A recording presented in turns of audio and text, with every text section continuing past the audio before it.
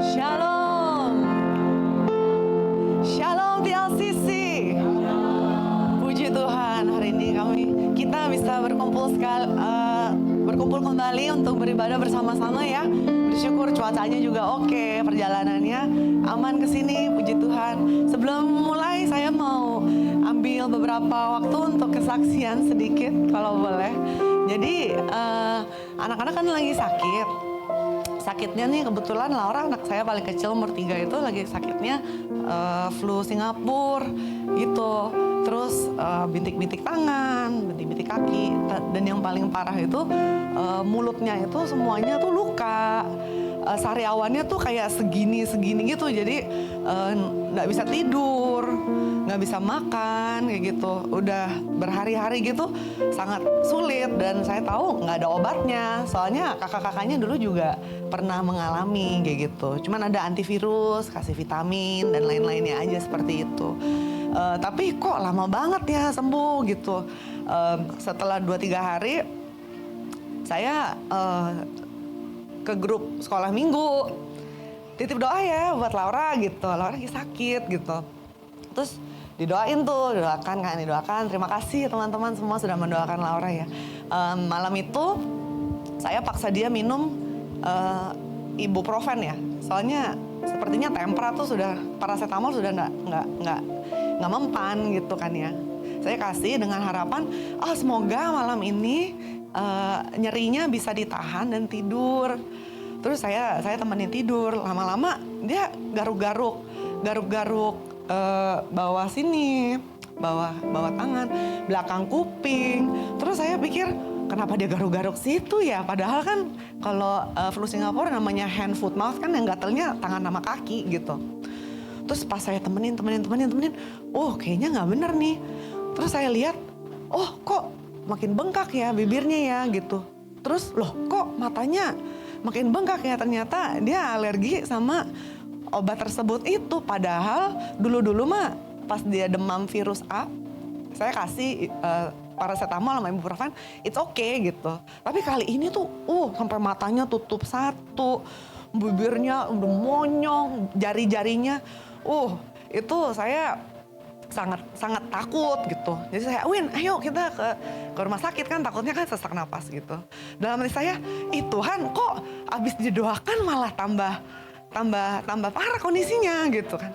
Terus pas ke rumah sakit, dokternya lihat, ini alergi sih. Terus dicek, puji Tuhan nggak ada sesak napas. Kalau sesak napas kan ada ngik gitu ya, tapi Lara nggak.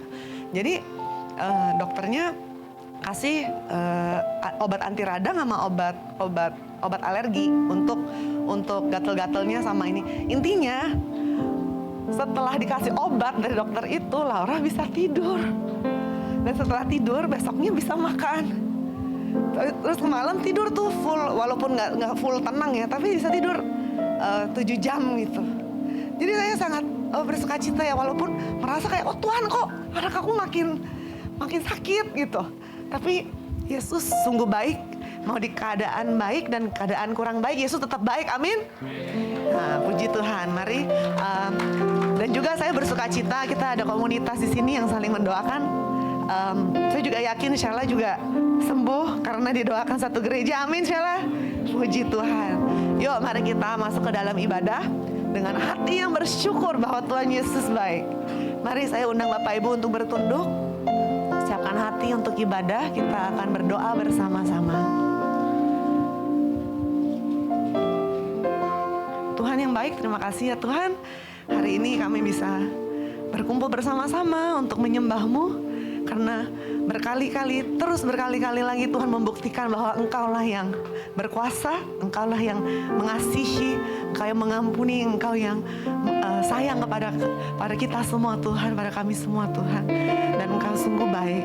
Tuhan, kiranya Engkau memberkati ibadah ini dari awal sampai akhir. Kiranya Engkau memulihkan Tuhan semua sakit penyakit Tuhan.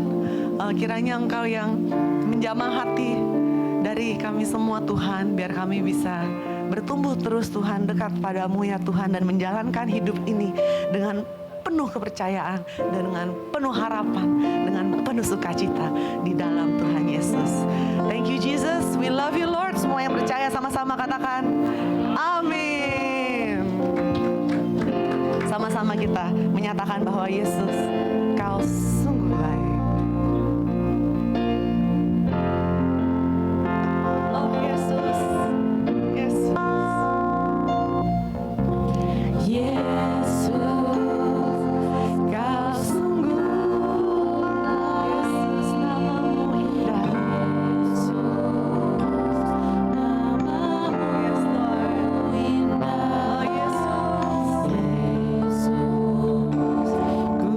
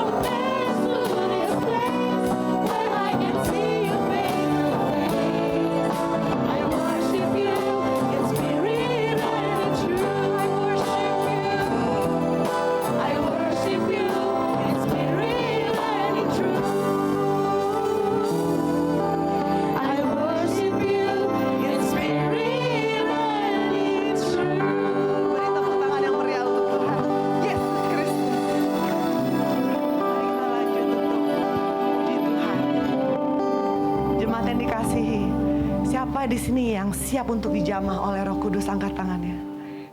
Bilang ke kanan dan kiri, aku siap untuk dijamah oleh Roh Kudus. Aku siap untuk dijamah oleh Roh Kudus. Mari kita terus memuji Tuhan. Allah Roh Kudus, jamahlah kami.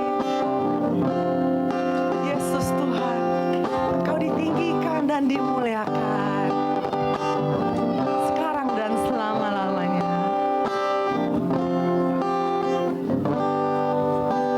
Yesus Tuhan ditinggikan,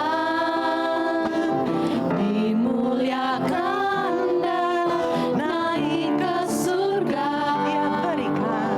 Dia berikan Roh Kudusnya, menguatkan Dan menolong selalu. menolong selalu. Yes Tuhan, Sungguh ku rindu bersekutu denganmu selamanya. katakan Yesus Tuhan. Yes Lord. Yesus Tuhan ditinggikan,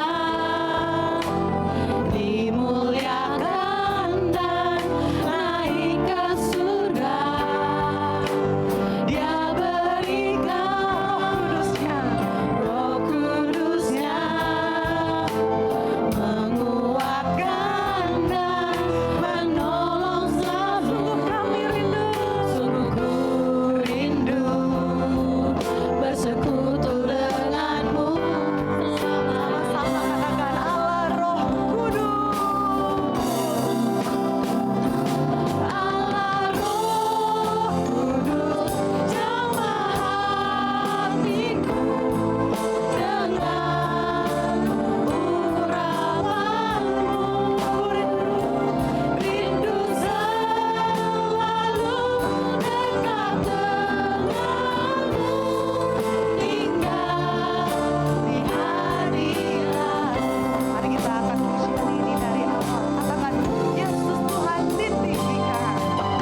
Yesus Tuhan ditinggikan, dimuliakan dan naik ke surga.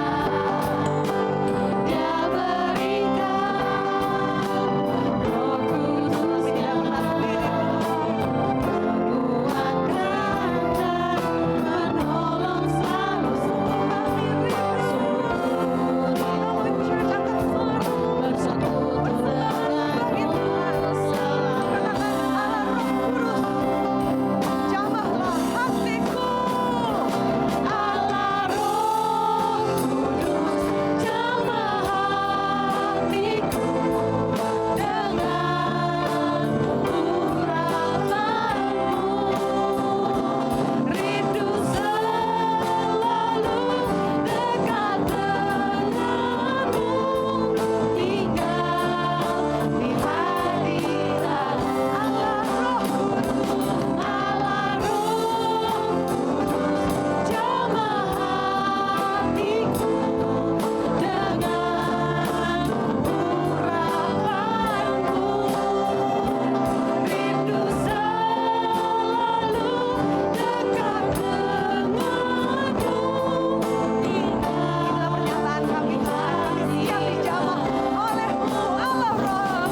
Allah Roh Kudus, jamah kami Tuhan dengan urapanmu.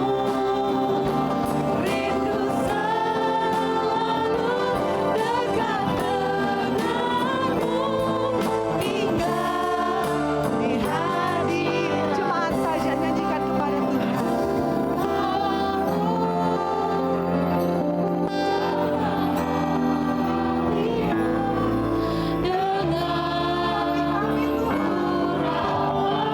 Tidak bisa apa-apa tanpa-Mu Roh Kudus. Selalu dekat denganmu, Tinggal di hadirat-Mu. Beri kemuliaan yang baik untuk Tuhan. Mari tepuk tangan. Sekarang mari kita siapkan hati untuk menerima firman Tuhan. Kiranya apa yang dibagikan oleh Pastor Muksin bisa menjadi rema untuk kegiatan setiap hari, dari pemikiran, perkataan, dan perbuatan. Ditolong oleh firman Tuhan dan Roh Kudus. Bagaikan tanah kering yang merindukan air. Kami haus padamu Tuhan. Mengalirlah kuasa-Mu di sini. Come on church. Let's worship together.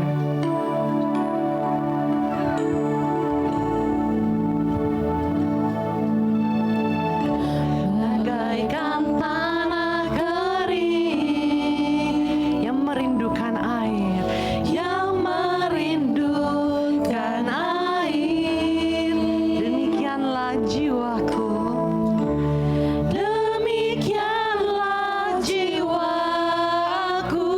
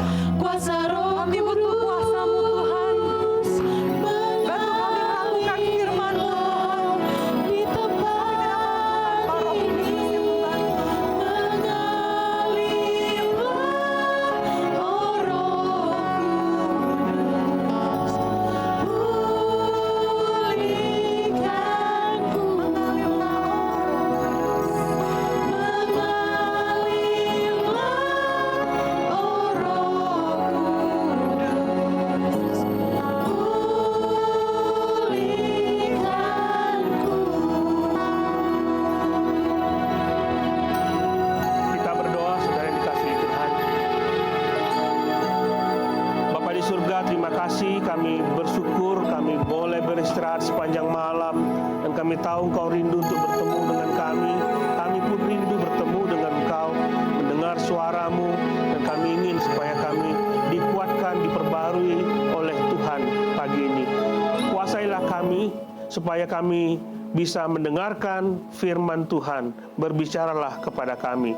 Bapa, terima kasih, kami bersyukur dan berdoa dalam nama Tuhan Yesus. Amin.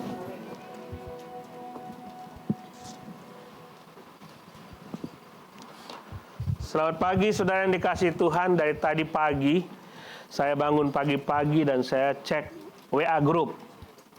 Nah, WA group kita di gereja kita tidak ada satupun yang mengucapkan Selamat Hari Pentakosta. Ini Hari Pentakosta, saudara sadar nggak? Kita taunya Christmas, kita taunya Natal, kita taunya Paskah. Padahal ini Hari Pentakosta. Tapi di grup sebelah, grup alumni saya rame. Selamat Hari Pentakosta.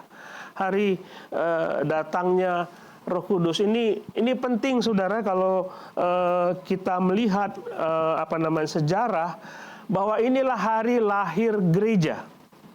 Ya, dua minggu lagi ya kita merayakan hari ulang tahun gereja TLCC. Tapi secara universal gereja itu hadir di hari Pentakosta ketika Tuhan mengirim rohnya ke dunia melalui para murid. Saat itulah terjadi hari Pentakosta, hari di mana gereja lahir. Dan itu terjadi ketika Roh Kudus datang. Kenapa ini penting? Kita akan belajar bersama-sama. Karena doktrin tentang Roh Kudus banyak orang salah mengerti. Dan banyak orang tidak aware, tidak fokus kepada kuasa yang diberikan oleh Tuhan kepada kita melalui Roh Kudus.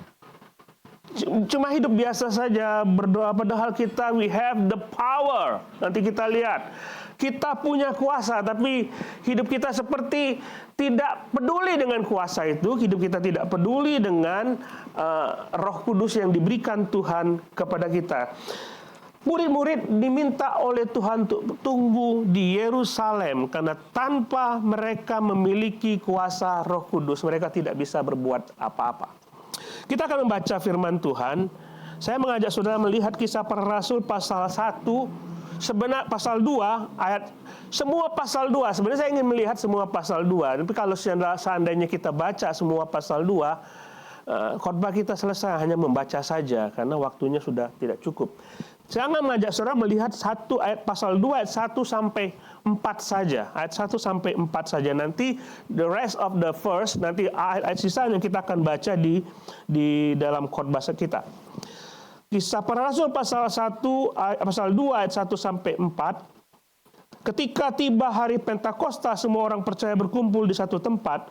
Tiba-tiba turunlah dari langit suatu bunyi seperti tiupan angin keras yang memenuhi seluruh rumah di mana mereka duduk. Dan tampaklah kepada mereka lidah-lidah seperti nyala api yang bertebaran dan hinggap pada masing-masing. Maka penuhlah mereka dengan Roh Kudus, lalu mereka berkata-kata dalam bahasa-bahasa lain, seperti yang diberikan Roh itu kepada mereka untuk mengatakannya. Nanti kita lihat ayat-ayat berikutnya di tengah-tengah khotbah kita. Jadi hari ini adalah hari Pentakosta. Pentakosta artinya 50. Kalau saudara ada yang main Mobile Legend, siapa? Saya pernah main Mobile Legend. Angkat tangan. Hai. Ada yang main Mobile Legend. Saya nggak main. Saya ngomong begini bukan berarti saya main. Saya tidak main. Saya tidak suka game. Karena bagi saya kalau main game nanti udah kecanduan, saya nggak bisa melakukan apa-apa yang lain. Bagi saya game itu merusak ritme kehidupan saya. Jadwal saya dirusak oleh game. Bener nggak? Ya, setuju. James setuju ya? Nggak setuju. Nggak bisa main game seharian, nggak bisa melakukan yang lain. Tapi ke Mobile Legend, kalau membunuh 5 musuh berurutan dalam waktu yang dekat, itu disebut apa? No, pentakill. 5 5 musuh dalam waktu berurutan itu disebut pentakil. 5, pentagon artinya 5, segi 5. Nah, itu. Jadi segi 5. Kalau segi 6 apa ya? Segi 7? Septa. Segi 8? Okta. Binter semua. Aduh, luar biasa. Luar biasa. Jadi Pentakosta itu 50 hari. Dihitung dari kapan? Sejak Paskah. Jadi mereka merayakan Paskah itu hari ke-50. Jadi mereka merayakan misalnya hari mereka Paskah, hari Yesus bangkit dari itu Paskah. Lalu hari ke-50 itu hari Pentakosta. Nah, hari Pentakosta itu kalau dalam sejarah Yahudi mereka merayakan sebagai hari raya panen. Panen raya. Mereka mulai sejak Paskahnya, Paskah mereka diam di Paskah, lalu hari berikutnya mereka mulai panen sulung. Panen sulung, panen yang pertama mereka berikan kepada Tuhan, dan kemudian mereka panen sampai ke hari 50 itu disebut sebagai panen raya. Jadi orang-orang Yahudi merayakan panen raya itu pada saat Pentakosta. Mereka membawa gandum, itu disebut dengan Shavuot dalam Imamat pasal yang ke-23 ayat 15 disebut, kemudian kamu harus menghitung mulai dari hari sesudah Sabat itu, yaitu waktu kamu membawa berkas persembahan unjukan. Jadi bawa berkas itu pertama kali harus ada genap 7 minggu. 7 minggu, 7 hari kali 7, 49. Sampai pada hari sesudah Sabat yang ke-7 itu harus hitung 50 hari, lalu kamu mempersembahkan korban sajian baru kepada Tuhan. Itu Pentakos. Pentakos itu bahasa Yunani. Jadi istilah Pentakos itu mereka berasimilasi dengan Yunani. Jadi pada saat itu dirayakanlah hari raya panen. Ingat ya, panen. Ingat ya, saya akan menyinggung kata panen nanti. Tapi saudara ingat, mereka merayakan panen. Panen apa? Gandum. Jadi berkumpullah banyak orang, berbondong-bondong, orang-orang Yahudi yang sudah diaspora ke tempat-tempat lain. Jadi mereka ini orang-orang Yahudi, beragama Yahudi, kumpul pada hari Pentakos itu di Yerusalem. Mereka kumpul. Dan bukan cuma orang-orang Yahudi, orang-orang bangsa lain yang bukan bangsa Yahudi tapi menganut agama Yahudi, mereka kumpul di Yerusalem. Itulah sebabnya pada hari raya Pentakosta itu Yerusalem penuh. Penuh. Katanya hampir 1 juta orang datang ke situ. Dan mereka beribadah kepada Tuhan. Nah, bagi kita sebagai orang-orang percaya, Pentakosta dirayakan sebagai peristiwa turunnya Roh Kudus ke dunia. Saya ingin ngomong begini, saudara. Kalau Roh Kudus dirayakan 2000 tahun lalu dia turun ke dunia, bukan berarti dia tidak pernah ada di dunia. Saudara lihat, dalam perjanjian lama, Roh Kudus selalu terlibat dalam penciptaan, dia terlibat di dalam kehidupan bangsa Israel, dia terlibat. Jadi ini bukan berarti dia datang pertama kali ke dunia, tapi peristiwa Pentakosta adalah ketika Roh Kudus hadir di dalam kehidupan orang-orang percaya secara permanen.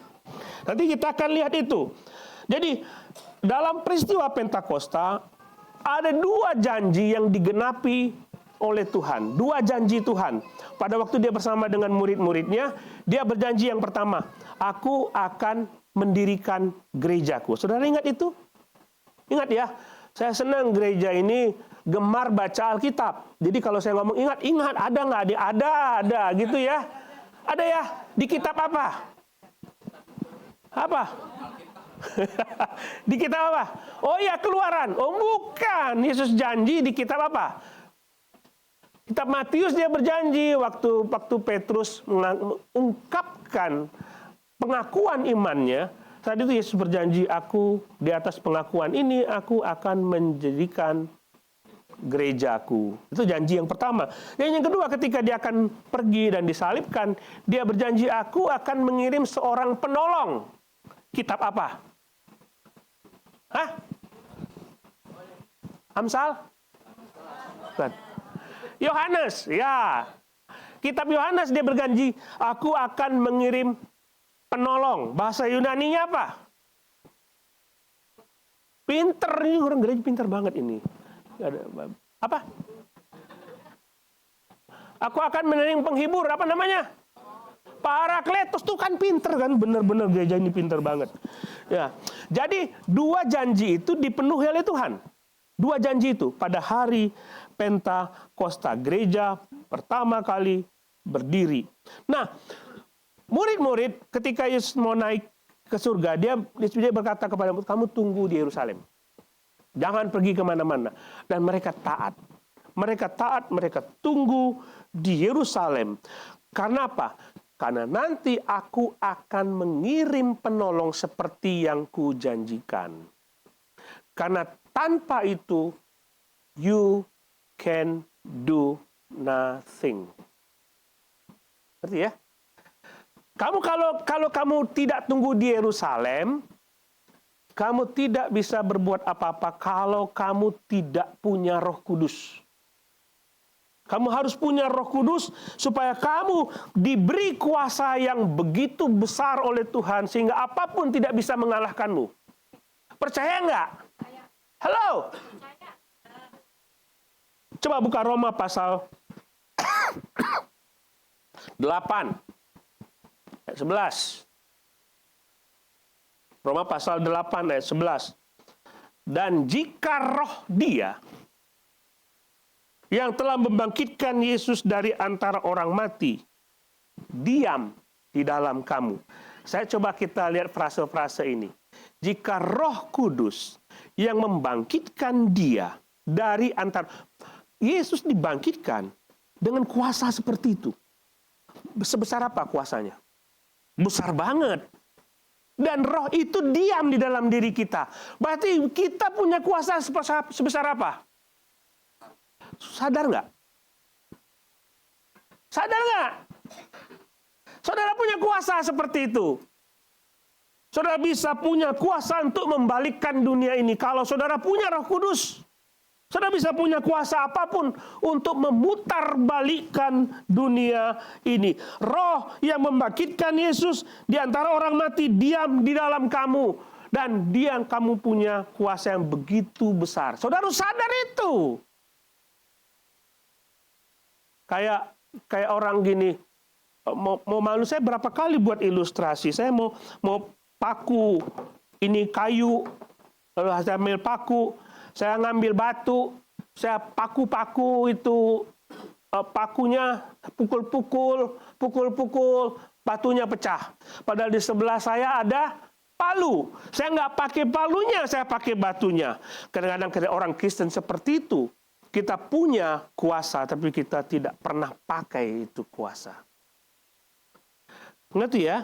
Jadi mulai hari ini, saudara, kita melihat peristiwa Pentakosta, jangan pernah tidak mengandalkan Roh Kudus dalam hidup saudara. Nah, sebelum kita melihat nas-nas berikutnya, ada beberapa pengertian tentang Roh Kudus yang kadang-kala disalahpahami oleh orang Kristen. Pertama, saudara harus tahu bahwa Roh Kudus diam permanen sebagai jaminan keselamatan kita.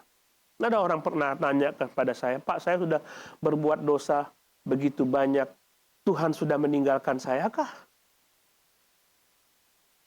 Tidak, saudara.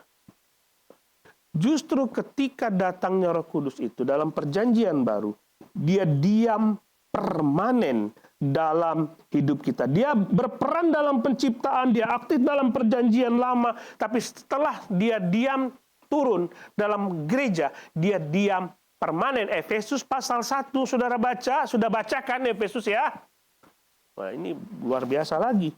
Efesus pasal 1 mengatakan, Roh itu dikirim kepada kita sebagai metrai. Metrai bahwa saudara milik Tuhan. Siapa yang bisa cabut metrai itu? Tidak ada yang bisa. Tidak ada yang bisa. Berarti saudara dimetrai dengan Roh Kudus supaya saudara milik Tuhan selama-lamanya. Saudara boleh saja mungkin saudara berdosa. Dosanya besar. Tapi itu tidak membuat dia meninggalkan saudara. Dia tetap diam sebagai metrai Allah. Itulah sebabnya Roma mengatakan, tidak ada satupun yang dapat memisahkan kita dari kasih Kristus. Why? Because we have the Holy Spirit di dalam kita. Dia punya Roh Kudus di dalam kita. Saudara lihat dalam perjanjian lama. Saul ketemu dengan para nabi. Pernah dengar cerita itu ya? Saul ketemu dengan para nabi, maka Saul dipenuhi dengan roh. Tahu cerita itu? Ya, Saul dipenuhi dengan roh. Lalu ketika dia melawan Tuhan, roh Tuhan meninggalkan Saul. Tahu ya? Bener ini. Kalau saya khotbah di sini enak ini, pintar semua. Jadi Roh Kudus turun, Saul dipenuhi dengan Roh Kudus. Tetapi ketika dia melawan Tuhan, roh meninggalkan dia. Roh undur dari Saul. Samson juga gitu. Maka berkuasalah Roh Kudus ke dalam diri Samson. Dan dia mengambil rahang keledai itu lalu membunuh banyak orang. Itu karena dia dikuasai oleh roh. Tapi ketika dia tidak taat, roh Tuhan meninggalkan dia dan tidak punya kuasa lagi. Tidak punya kuasa apa-apa. Itu dalam perjanjian lama. Perjanjian lama, Roh Kudus tinggal sementara dalam perjanjian lama. Dan dia meninggalkan ketika orang itu tidak taat. Tapi dalam perjanjian baru, Roh Kudus tinggal permanen. Wow, betapa istimewanya saudara. Betapa istimewanya saudara. Kita bisa mendukakan Roh Kudus waktu kita berbuat dosa. Tapi dia tetap ada di dalam diri kita. Waktu Daud berdosa, dia berdoa kepada Tuhan, jangan ambil rohmu daripadaku. Karena dia tahu roh Tuhan bisa undur dari dia. Itu dalam perjanjian lama. Tapi sejak Pentakosta, Roh Kudus turun dan berdiam selama-lamanya di dalam diri kita. Dan dia membawa kita sebagai jaminan bahwa saudara milik Tuhan. Saudara beruntung hidup dalam perjanjian baru. Beruntung sekali. Ini milikku, aku taruh Roh Kudus, dan tidak ada seorang pun, kuasa manapun yang bisa mengeluarkan Roh Kudus dari hidup saudara. Amin, luar biasa. Itu artinya keselamatan saudara tidak hilang. Tuhan nggak pernah main-main dengan keselamatan. Hari ini kamu diselamatkan ya. Nggak tahu kalau besok. Bukan, cara Tuhan kita tidak seperti itu. Kalau dia melihat saudara dan Yesus mau mati buat saudara, dan dia mau supaya saudara diselamatkan, keselamatan itu permanen. Saudara boleh bisa saja saudara berdosa, tapi tidak mengurangi kasih Tuhan terhadap saudara. Saudara punya anak boleh saja nakal, boleh saja melanggar perintah orang tuanya, tapi anak tetap anak. Anak tetap anak. Nah, banyak yang mengaitkan peristiwa turunnya Roh Kudus dengan bahasa roh.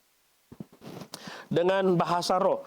Itu dikaitkan seperti itu. Coba lihat ayat yang keempat. Maka penuhlah mereka dengan Roh Kudus. Lalu mereka mulai berkata-kata dalam bahasa-bahasa lain seperti yang dikatakan oleh Roh Kudus. Dan mereka berbahasa dengan bahasa-bahasa lain. Ayat ini sering disalah mengerti oleh banyak orang bahwa kalau seseorang dipenuhi oleh Roh Kudus, tandanya adalah dia berbahasa roh. Begitu bukan? Coba kita reka apa yang dilakukan oleh para murid peristiwa ini. Jadi ketika mereka keluar dari rumah itu, mereka berkumpul-kumpul. Firman Tuhan mengatakan mereka berkata-kata dalam bahasa-bahasa seperti yang didengar oleh orang-orang pada waktu itu. Benar kan? adakah disebut di sini Petrus berbahasa roh? Enggak. Jadi seperti gini, ada beberapa orang mungkin yang bisa berbahasa Inggris di sini. Kalau saya ngomong pakai bahasa Indonesia, saudara mendengar saya bicara bahasa Inggris, kira-kira seperti itu. Dan Petrus dan teman-temannya mengucapkan kata-kata itu, dan mereka mendengar dalam bahasa-bahasa mereka. Jadi hati-hati menafsirkan ayat. Kalau kita melihat dalam pasal 7, saudara akan menemukan Stefanus penuh dengan roh ketika dia mau dilempar dengan batu. Tapi dia tidak mengatakan bahasa roh. Bahasa roh bukan tanda seseorang didiami oleh Roh Kudus, dipenuhi oleh Kudus. Barnabas penuh dengan roh ketika dia datang kepada Saul. Orang yang berdosa itu yang membunuh datang kepada Saulus dan penuh dengan roh, tapi tidak disebutkan Barnabas berbahasa roh. Dia penuh dengan roh. Kemudian saudara akan melihat ketika murid-murid di Antioquia, dia penuh dengan Roh Kudus, tapi tidak disebut mereka berbahasa roh. Karena kalau orang penuh dengan Roh Kudus, artinya dia taat kepada Roh Kudus. Tanda seorang dipenuhi oleh Roh Kudus adalah dia taat kepada Roh Kudus. Nah, saya seperti itu saja, bukan berbahasa roh, bukan. Bukan. Simpelnya, kalau saudara pengen tahu saudara dipenuhi roh atau tidak, apakah saudara taat kepada roh saat ini? Saya tahu, kita tuh ngerti lah apa maunya Tuhan. Paulus juga ngomong gitu. Aku tahu ada keinginan roh, ada keinginan daging. Aku tahu aku pengen taat kepada Tuhan. Lalu ada keinginan daging, aku tidak taat kepada Tuhan. Saudara bergumul di situ ketika saudara memutuskan untuk dapat taat kepada keinginan daging. Maka pada saat itu saudara tidak dipenuhi oleh roh. Tapi bukan berarti roh meninggalkan saudara. Roh diam, tapi saudara tidak taat kepada roh. Jadi hati-hati, bukan berbahasa roh. Bukan berbahasa roh. Nanti kita akan lihat kenapa mereka berbahasa seperti itu. Kenapa Roh Kudus memberikan mujizat ketika Petrus berkhotbah, lalu orang Elam, orang Arab, orang Roma, orang macam-macam gitu mereka mendengar. Mereka berbahasa seperti bahasa di daerah mereka masing-masing. Nah, sekarang kita melihat arti penting kuasa Roh Kudus bagi gereja.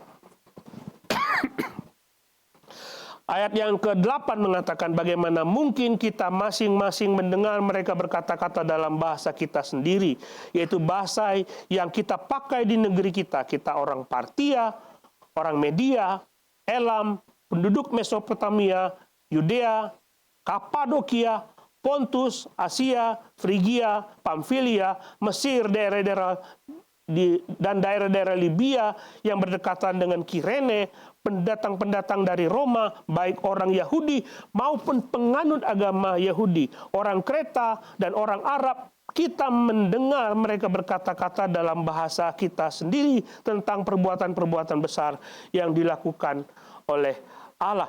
Jadi, mereka mendengar dan mereka mengerti. Ya, coba lihat ya.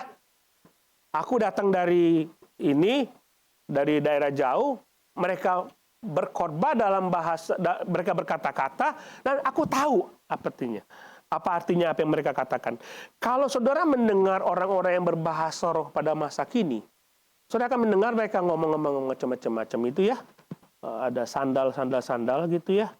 Ada laba-laba, muncul semua itu. Ngerti nggak? Lalu apakah ini maksudnya? Aku tidak ngerti bahasamu, kamu juga tidak mengerti bahasaku, dia juga tidak tahu bahasamu, tapi waktu dia ngomong, aku tahu. Itu luar biasa. Jadi, Tuhan membuat seperti itu. Ayat 6, mereka bingung bukan karena tidak mengerti. Mereka tahu apa yang diucapkan. Ya? Kalau saudara hadir dalam persekutuan lalu banyak orang ngomongin dengan bahasa yang tidak jelas, saudara bingung karena apa? Karena tidak mengerti. Ini mereka bingung karena mereka tahu, mereka mengerti. Artinya ada suatu mujizat yang dikeluarkan oleh Tuhan dan mereka tahu itu. Pasti mujizat itu nggak mungkin. Tidak mungkin. Gereja kita terdiri dalam berbagai macam suku. Pasti ada bahasa yang saudara mengerti. Coba bayangkan kalau saya ngomong di sini, saudara mendengar saya dalam bahasa saudara sendiri. Kira-kira seperti itu. Saya berbahasa Indonesia, saudara mendengar saya ngomong dalam bahasa saudara sendiri. Itu nggak kacau. Tidak kacau. Jadi mereka mengerti apa yang dibicarakan. Jadi ada orang mengaku berbahasa roh, tapi kita tidak mengerti apa yang diucapkan. Untuk apa kita mendengar ucapan itu? Untuk apa kita berkhotbah dalam bahasa roh yang tidak mengerti oleh orang lain? Tidak mengerti oleh. Nah, saya pernah beribadah di sebuah desa di Jawa Barat. Hampir semua berbahasa Sunda. Dan Sundanya Sunda halus. Pusing saya. Satu-satunya yang saya tahu ada lagu yang dinyanyikan dalam bahasa Indonesia. Yang lain, saya tidak tahu. MC-nya ngomong bahasa Sunda, khotbahnya bahasa Sunda. Itu pusing sekali. Jadi, ini bukan mereka tidak mampu berbahasa lain. Ya, tetapi roh menggunakan kuasa Roh Kudus supaya bangsa-bangsa lain yang berkumpul di situ dapat mendengar berita Injil yang akan disampaikan oleh Petrus. Jadi kebenaran yang kita terima adalah kuasa Roh Kudus diberikan kepada kita untuk memberitakan Injil. Jangan konsen kepada bahasa rohnya. Konsen kepada kuasanya, kuasa roh itu. Bukan konsen kepada, ini kita mesti berbahasa roh. Bukan. Bukan untuk kesombongan rohani. Tetapi untuk memberitakan Injil. Jadi saudara fokus kepada kuasa rohnya. Bukan bahasa rohnya. Supaya orang-orang lain dapat mendengarkan berita Injil. Beberapa bulan lalu kita ada persekutuan hamba Tuhan di KI Jaya Banten. Ada seorang pendeta yang nggak bisa bahasa Indonesia, ngobrol sama saya pada waktu itu, namanya Steve Schroeder. Ada yang tahu ya? Saya yang kenal. Steve Schroeder, seorang pendeta di gereja baptis berbahasa Inggris di Jakarta. Dia pergi ke Papua, dia cerita begini. Saya pernah pergi ke Papua dan saya khotbah di situ. Saya khotbah di situ harus pakai penterjemah berbahasa Indonesia. Dia bilang, dia butuh penterjemah. Jadi dia khotbah. Dia cerita ke saya nih. Ini pengalaman dia. Dia berkhotbah dan mulai ada penterjemah di sebelahnya. Jadi waktu dia khotbah, penterjemah menerjemahkan. Dia khotbah bahasa Inggris, penterjemah menerjemahkan. Tapi baru beberapa saat dia berkhotbah, audiens sudah mulai ribut-ribut. Dia bilang, nggak usah pakai penterjemah. Kami mengerti apa yang kamu ucapkan. Saya tidak tahu apakah suara pendeta ini didengar dalam bahasa mereka atau mereka mengerti bahasa Inggris pada waktu itu. Saya nggak tahu. Tapi itu bukan kuasa Steve. Bukan. Itu dia tidak punya maksud, aku ingin supaya ada suatu kuasa lain yang meliputi aku, supaya mereka mengerti apa yang aku ucapkan. Maka dia menyiapkan penterjemah, bukan? Tapi niatnya adalah memberitakan Injil. Tuhan menggunakan kuasa roh, supaya orang-orang di situ mengerti apa yang diucapkan. Jadi kuasa Roh Kudus itu diberikan kepada kita, supaya kita bisa memberitakan Injil. Jangan fokus kepada bahasa rohnya. Jangan. Fokus kepada kuasa yang diberikan supaya kita bisa memberitakan Injil. Setelah itu tidak ada lagi ngomong-ngomong bahasa roh. Coba lihat. Kuasa roh diberikan kepada kita untuk memberitakan ini. Bukan cuma soal bahasa. Ya kan? Waktu saudara memberitakan Injil, alat kuasa untuk memberitakan Injil bukan cuma bahasa. Banyak. Seperti Paulus dituntun oleh Roh untuk pergi kemana dia harus pergi. Dia ingin memberitakan Injil ke tanah Galatia. Tapi Roh melarang dia dan dia pergi ke Makedonia. Itu tuntunan Roh. Jadi ketika dia memberitakan Injil, Roh Kudus menuntun dia. Dia pakai kuasa Roh Kudus untuk memberitakan Injil ke Makedonia. Dia pergi ke situ. Harus pakai kuasa itu untuk memberitakan Injil. Filipus, dia sedang diam-diam di Yerusalem, bertemu dengan yang lain, mungkin mengajar. Tiba-tiba dia diomong oleh Roh Kudus, pergi, kamu ada sida-sida Ethiopia yang harus dilayani. Pergilah dia mendengar suara Allah, dia pergi dan menginjili sida-sida Ethiopia dan dia percaya kepada Tuhan. Jangan fokus kepada bahasanya. Kuasanya supaya dia menuntun kita untuk memberitakan Injil. Memberitakan Injil kepada banyak orang. Saya rasa harus kita seperti itu. Kemana kita harus memberitakan Injil? Kepada siapa kita harus memberitakannya? Kepada siapa kita memberikan kesaksian? Saudara harus berdoa, Tuhan, Roh Kudus, tuntun aku hari ini, supaya aku bisa memberitakan Injil. Kepada siapa engkau mau aku memberitakan Injil? Seperti itu. Kita nggak sporadis, tapi Roh yang menuntun kita untuk bertemu dengan seseorang, supaya kita bisa memberitakan ini. Bahasa itu cuma alat saja. Ada orang-orang dari luar negeri masuk ke Indonesia, mereka memang kesulitan untuk berbahasa Indonesia, memberitakan ini bagaimana mungkin caranya. Belajarlah berbahasa Indonesia, itu cuma alat saja. Cuma alat saja. Tapi mujizat itu salah satu cara. Kalau saudara punya mujizat, salah satu cara. Rasul tidak pernah memikirkan mujizat. Mereka berdoa, Tuhan yang memberikan mujizat. Nggak pernah ngomong, Tuhan beri kami mujizat. Supaya mereka percaya. Nggak seperti itu. Dia memikirkan Roh Tuhan. Rohlah yang memberikan mujizat. Rohlah yang memberikan kuasa untuk memenangkan jiwa. Saudara ingat di awal khotbah tadi. Pentakosta adalah hari raya panen. Ketika hari Pentakosta mereka bawa berkas gandum ke Yerusalem. Kami panen. Saudara, apa yang terjadi di hari Pentakosta? Petrus panen jiwa. Allah pakai itu, saudara.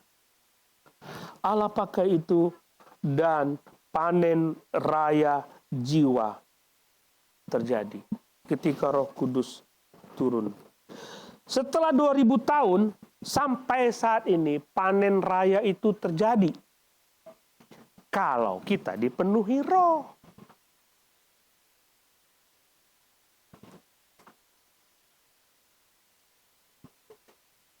Kalau saudara semua dipenuhi Roh, saya pasti mendengar. Itu ada temanmu. Beri kesaksian. Itu ada orang duduk di situ. Datangi, beri kesaksian. Buat kepekaan terhadap telinga rohani saudara mendengar suara Roh. Nah, ketika saudara dipenuhi oleh Roh, saudara pasti taat. Kalau saudara tidak dipenuhi oleh Roh, pasti saudara tidak akan taat. Itulah sebabnya tidak ada panen raya. Panen raya terjadi ketika saudara dipenuhi oleh Roh dan saudara giat memberitakan Injil. Seperti itu, saudara. Itu yang terjadi. Nah, selanjutnya saya mengajak saudara untuk melihat baik ayat 11 ya. Baik orang Yahudi maupun penganut agama Yahudi, orang Kreta, orang Arab, kita mendengar mereka berkata-kata dalam bahasa kita sendiri tentang perbuatan-perbuatan besar yang dilakukan Allah. Mereka semua tercengang-cengang dan termangu-mangu sambil berkata seorang kepada yang lain, apa artinya ini? Ada kontras dalam ayat 13. Mereka mengatakan di dalam ayat yang ke-11, perbuatan besar yang dilakukan oleh Allah. Sebagian orang mengatakan, ini pasti perbuatan besar yang dilakukan oleh Allah. Mujizat ini pasti datang dari Allah. Tetapi di Yerusalem itu ada kelompok lain yang mengatakan mereka mabuk anggur. Ada kontras. Satu, terheran-heran dan ingin tahu siapa di balik semua mujizat ini. Dan mereka tahu pasti itu Allah. Mereka tidak fokus kepada Petrusnya, kepada murid-murid. Mereka fokus kepada kuasa apa di balik semua ini. Tapi ayat 13 mengatakan mereka mabuk oleh anggur. Jelas itu mujizat. Jelas itu mujizat. Jadi Yerusalem gempar dengan mujizat itu. Tidak mungkin tidak tahu. Tidak seperti Jakarta waktu itu Yerusalem. Jadi ada satu peristiwa apapun, semua orang pasti tahu. Walaupun tidak ada IG pada waktu itu, tidak ada WA, tidak diviralkan melalui teknologi, tapi dari mulut ke mulut mereka tahu mujizat itu. Tapi sebagian lain menolak untuk percaya. Nah, selanjutnya ketika Petrus berkhotbah, perhatikan, ada 1 juta orang yang datang ke situ. 1 juta orang peziarah dari berbagai macam daerah datang ke Yerusalem. Dan Petrus berkhotbah di situ. Nah, saudara, berapa orang yang percaya kepada Yesus? 3.000. Mereka tahu mujizat itu. Tapi kenapa tidak 1 juta yang percaya? Kenapa cuma 3.000 yang percaya? Jadi percaya kepada Tuhan bukan karena mujizat. Saudara lihat, mujizat tidak membawa seseorang dapat datang kepada Yesus. Yang membuat seseorang dapat datang kepada Yesus adalah roh. Nah, Petrus mengatakan, berilah dirimu berdamai dengan Yesus. Terimalah Yesus sebagai Tuhan Juru Selamat, maka roh itu akan turun ke atas kamu. Rohlah yang berperan dalam menyelamatkan itu. Bukan kita. Keselamatan tidak bisa kita raih dengan cara-cara kita. Petrus mengatakan, mengutip Yoel mengatakan pada hari terakhir Allah akan mencurahkan rohnya kepada segala bangsa. Artinya Allah sendiri akan terlibat untuk menyelamatkan segala bangsa, bukan upaya kita. Nah, dari sini saudara, saya ingin mengajak saudara berpikir begini. Kadang-kala kita berpikir tentang bagaimana menyelamatkan seseorang, bagaimana memberitakan Injil kepada, itu tidak salah. Saudara mengatakan orang ini sedang bergumul tentang keluarganya, maka saya harus memberikan kesaksian tentang keluarga saya supaya dia diselamatkan. Keluarga saya baik, dia bisa tunjuk itu. Itu tidak salah. Saudara harus seperti itu. Itu tidak salah. Orang ini bisa disentuh perasaannya dengan cara begini. Kalau misalnya saudara belajar psikologi, saudara bisa approach kepada seorang sesuai dengan karakter dia. Itu nggak salah. Tapi yang salah adalah kalau saudara meninggalkan kuasa roh. Itu yang salah. Itu yang membuat kesaksian kita tidak berhasil. Yesus mengatakan, tidak ada seorang pun dapat datang kepada Bapa kalau tidak melalui aku. Tidak ada seorang pun dapat datang kepada kalau Bapa tidak menariknya. Kita bisa mendekati orang untuk memberitakan Injil. Tetapi keselamatan itu adalah karya Roh Kudus. Jadi sebelum saudara pergi kepada seseorang, saudara harus berdoa kepada Tuhan. Tuhan, aku akan pergi ke situ, memberitakan Injil. Engkau mendahului aku.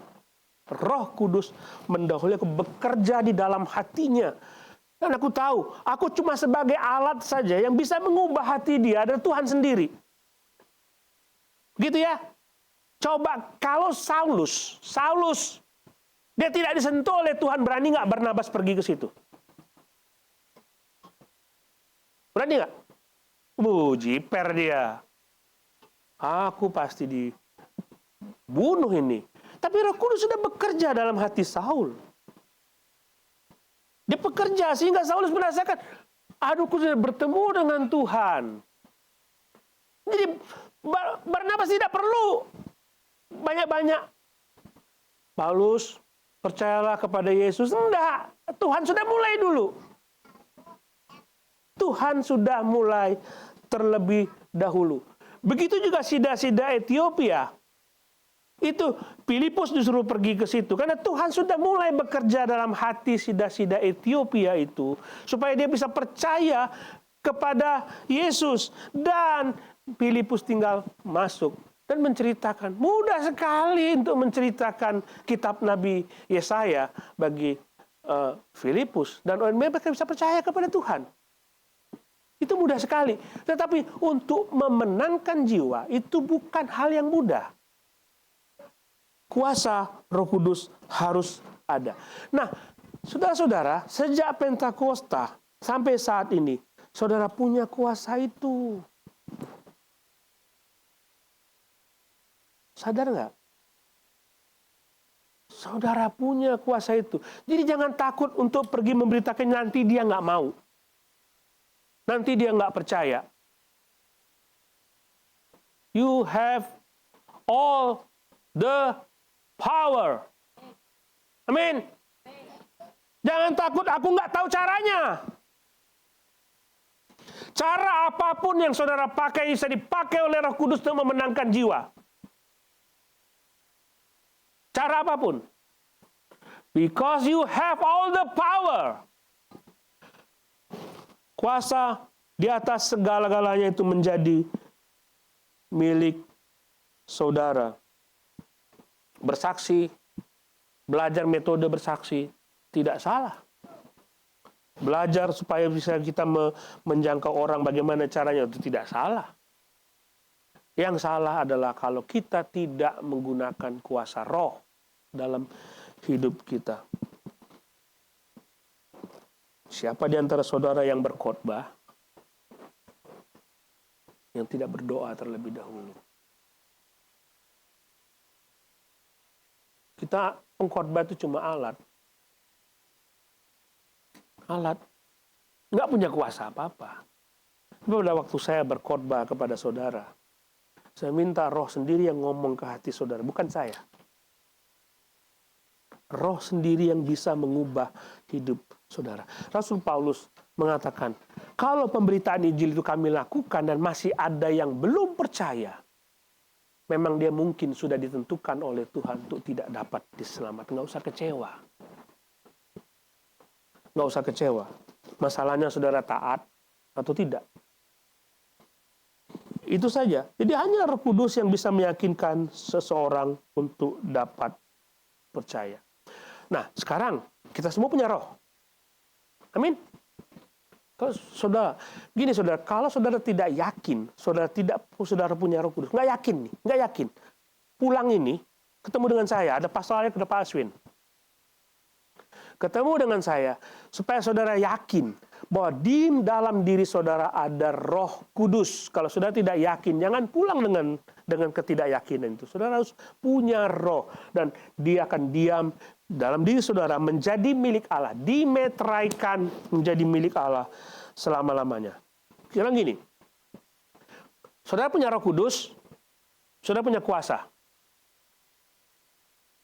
Saya tadi melihat, saya senang sekali ini banyak jemaat terlibat di dalam pelayanan. Baik itu di belakang, di sini, semua dikasihi Tuhan. Semua disayang Tuhan. Tuhan menghargai pelayanan saudara. Tapi waktu saudara mau melayani, apakah saudara mengatakan, Tuhan, aku hanya alat. Waktu aku tampil memainkan gitar, memainkan bass dan alat musik, waktu aku tampil di sini menyanyi, memuji Tuhan, waktu aku tampil sebagai WL, biarlah Roh Kudusmu yang bekerja memakai aku supaya semua jemaat disentuh oleh kehadiran Tuhan. Berdoa nggak seperti itu? Waktu saudara hadir dalam persekutuan care group, apakah saudara berdoa supaya Tuhan pakai saudara untuk dapat menolong orang lain? Bukan dengan kepandaian saya berbicara, bukan dengan keahlian saya memainkan alat musik, Bukan keahlian saya menggunakan kata-kata supaya orang lain bisa dipengaruhi. No. Hanya kuasa dari Roh saja. Dari Roh saja. Jadi saudara punya kuasa untuk dapat mengubah dunia ini. Sepandai apapun saudara membawakan acara, memainkan alat musik, itu tidak akan ada gunanya kalau Roh tidak bekerja. Saya bisa, kalau gereja memutuskan untuk menyewa profesional duduk, main, berdiri di sini, memainkan alat musik, tapi itu apa artinya kalau dia tidak punya kuasa Roh? Apa artinya itu? Kemarin saya dengar John Piper, khotbah John Piper. Saya suka dengar khotbah dia. Dia bilang begini, saya tulis di chat GPT, tuliskan doa sesuai dengan doktrin Alkitab yang benar dan seperti doktrin teologi Don Carson untuk menyatakan begitu mulianya Allah. Nah, klik. Tidak sampai hitungan menit, sudah beberapa detik, kata-kata doa itu muncul. Dan dia bacakan kepada jemaat. Kata-katanya begitu indah. Bagus. Bagus sekali. Dan dia bilang begini.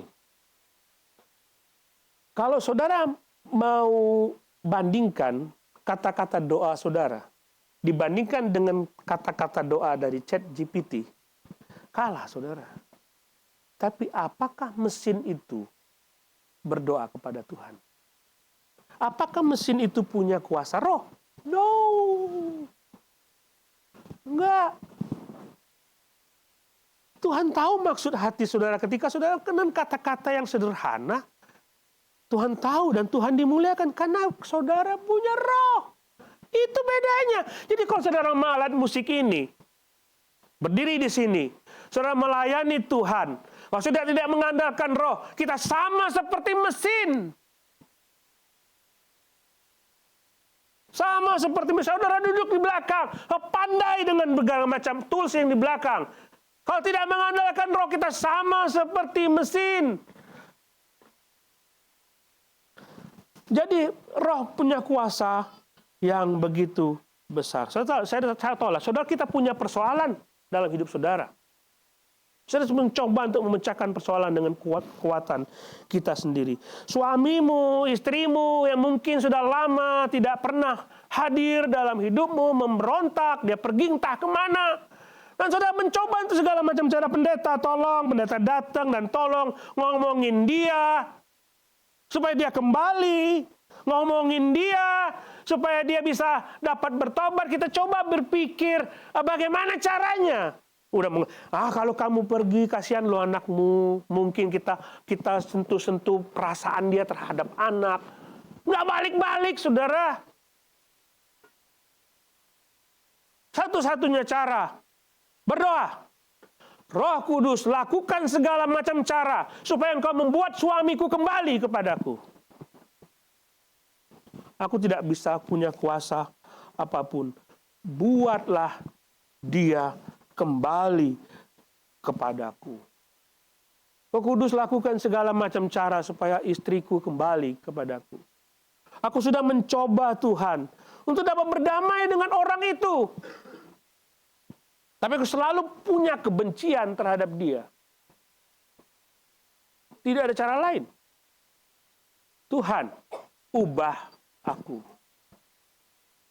menjadi hati yang baru. Taat kepada keinginan Roh Kudus. Saudara punya Roh, amin. Andalkan itu.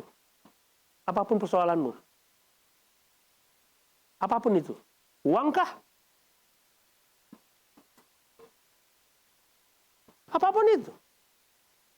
Persoalan apapun. Saudara punya kuasa yang besar yang tidak dimiliki oleh dunia.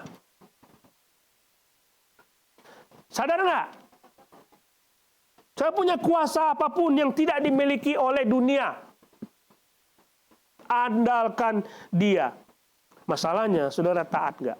Saudara dipenuhi oleh Roh. Bukan. Roh Kudus bukan dipakai supaya memuaskan keinginanmu. Ngerti ya? Roh Kudus tidak dipakai untuk memuaskan kebutuhan-kebutuhan kita. Di dalam Kisah pasal 2 ini, ada satu nama yang dimuliakan, yaitu Yesus Kristus. Kalau Roh Kudus datang ke atasmu, Dia akan gunakan saudara supaya Yesus dimuliakan melalui hidup saudara. Amin. Saudara diberkati? Kita berdoa, saudara. Silakan berdoa.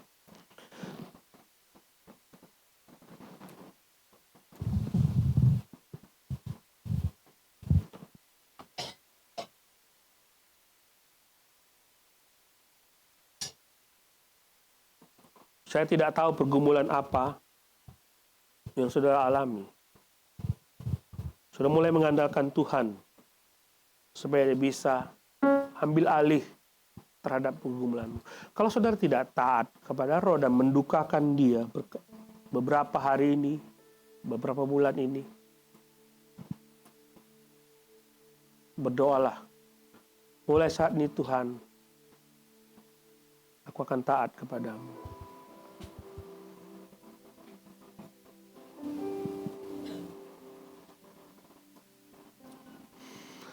Bapa, terima kasih. Kami bersalah kepadamu. Kami berdosa. Kami tidak taat kepada keinginanmu. Kami lebih suka taat kepada keinginan kami. Ampunilah kami. Berkatilah anak-anakmu yang hadir saat ini. Engkau pasti sudah berbicara kepada mereka.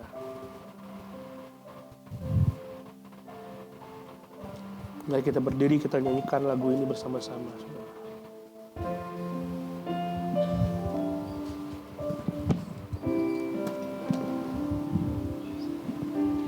Roh-Mu yang hidup penuhiku, mengalir dalamku, jiwaku tenang bersamamu. Jiwaku tenang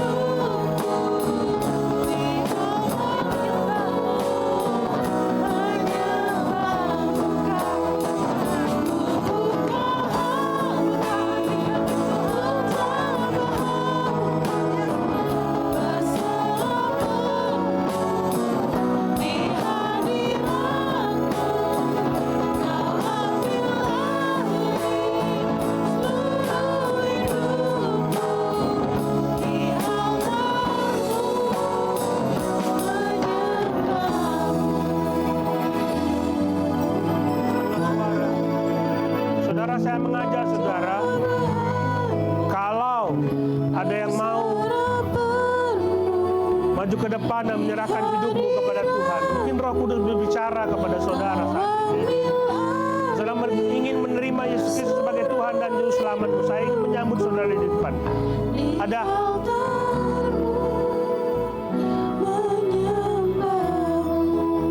Silakan maju ke depan. Saudara punya pergumulan mungkin berat untuk ditanggung sendiri, sulit. Silakan maju ke depan kalau saudara mau didoakan. Ada?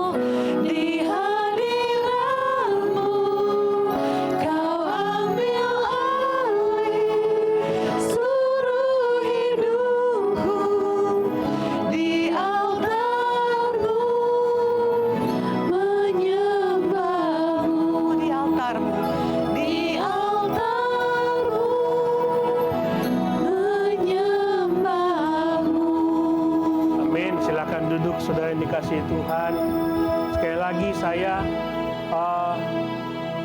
mendorong saudara, kalau ada pergumulan saya terbuka. Saudara silahkan untuk menghubungi gereja dan buat jadwal supaya kita bisa berdoa bersama-sama.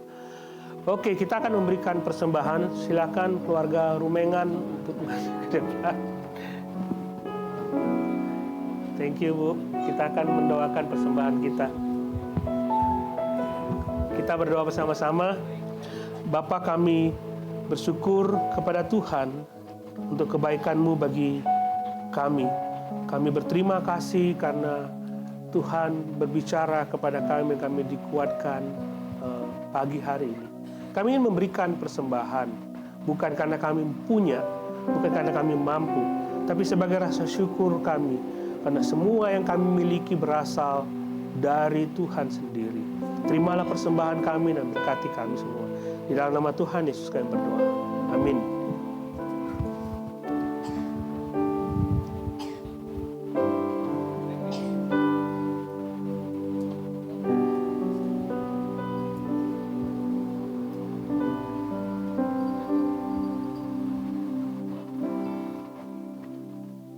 Oke, sambil persembahan diedarkan, ada 3 kartu tamu yang saya terima. Saudara Saur Siombing, angkat tangan aja. Oh, terima kasih Pak, terima kasih. Pak Siombing menginap di Aviari ya. Terima kasih Pak. Jadi kalau ini tinggal tidak jauh Pak di Pesanggerahan. Ya, kalau ada waktu silakan datang kembali. Kemudian Ibu Debbie ya, Debbie Sidauruk. Iya, thank you. Kayaknya suami istri ya. Iya, terima kasih. Kemudian siapa? Gustian. Siapa Gustian? Gustian. Thank you Gustian. Ini apa dari mana ini? Hah? Karangtengah. Oh, ini tahu dari IG. Wah, luar biasa IG kita ya. Wah. Luar biasa. Thank you. Saudara silakan hadir, kita ibadah jam 10.30 di tempat ini dan kami undang saudara untuk ikut ibadah kita yang berikutnya. Oke, saudara, ada 2 rekening, silakan saudara memberi untuk dana pembangunan dan juga dana operasional ya. Kemudian gereja kita kan berulang tahun yang ke-9 ya. Dan kita akan rayakan di tanggal 6 Juni, hari Sabtu. Hari Sabtu jam 17. Jadi silakan saudara hadir supaya kita bisa bersama-sama. Jadi sudah ada diumumkan kalau saudara mau mengisi acara, silakan hubungi sekretariat gereja supaya bisa diakomodasi. Sudah ada CG Abdiel ya. CG Abdiel akan mengisi acara dengan menyanyi. Wah, hebat. Mereka langsung gitu. Pemusiknya sudah ada semua. Kemudian ada angklung. Wow. Belum pernah di sini ada angklung ya? Belum pernah. Nanti ada angklung di sini, kita akan mengajak anak-anak kita main angklung. Dan kalau ada yang lain silakan ya untuk tampil. Nah, dengar CG Signing juga akan nyanyi katanya ya. Itu luar biasa, CG Signing akan nyanyi. Kemudian saudara, ada sekolah Injil liburan. Jadi dari anak-anak umur berapa ya?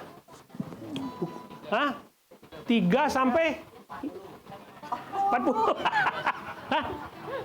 3 sampai 16. 3 sampai 16 tahun. Tanggal 3 dan 4 Juli. Silakan bawa anak-anak saudara. Ya, bawa anak-anak saudara belajar firman Tuhan, sekolah Injil liburan. Bawa anak-anak saudara untuk dapat belajar firman Tuhan bersama-sama. Jangan khawatir, ada makanan yang disediakan bagi anak-anak kita. Mereka pasti dijaga dan dirawat oleh orang-orang yang ada di sini. Dan sudah banyak yang mendaftar untuk menjadi volunteer. Tapi masih terbuka kalau saudara mau ikut ambil bagian, menyiapkan makanan, atau yang lain-lain silakan. Saudara bisa mendaftar ke ketua kepanitia kita nih Pak Danar. Atau ke sekretariat gereja di belakang. Saudara bisa ambil bagian untuk dapat melayani bersama-sama. Itu saja pengumuman. Silakan saudara bercare group, bersekutu dalam cell group supaya saudara bisa menguatkan satu sama lain. Mari kita berdiri, kita mengakhiri ibadah kita.